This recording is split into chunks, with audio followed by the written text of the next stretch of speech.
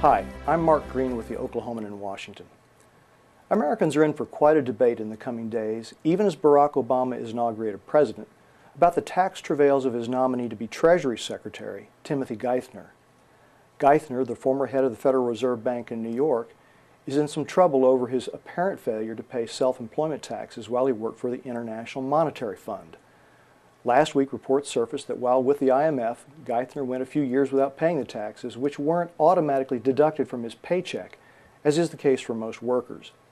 Geithner was expected to pay the taxes himself. There's controversy over whether it was an honest mistake or something more.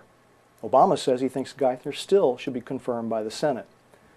Geithner has paid more than $40,000 in back taxes and interest, but we'll have to see whether it's enough to get him through the Senate.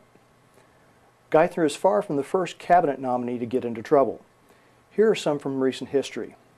In 1989, the first President Bush nominated Senator John Tower of Texas to be his Secretary of Defense.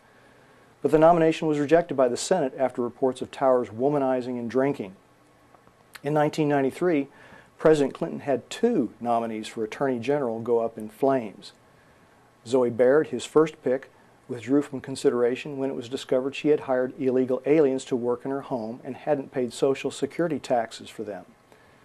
Clinton next nominated Judge Kimba Wood, but she had to drop out when it was learned she had an undocumented immigrant working for her. In 2001, President George W. Bush picked Linda Chavez to be Secretary of Labor, but she stepped aside in another flap related to an undocumented immigrant. The point is, presidents-elect often are at the mercy of the people they select. No matter how thorough the screening process, problems crop up. In Geithner's case, it will boil down to whether senators believe his problems amounted to a garden-variety boo-boo, an embarrassing bit of negligence, or something worse.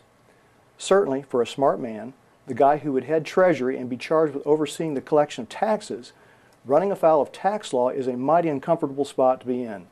An automatic punchline. The Comedy Channel's Steve Colbert asked a good question this week.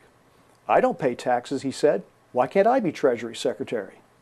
Needless to say, Geithner's confirmation hearing next week should be a doozy.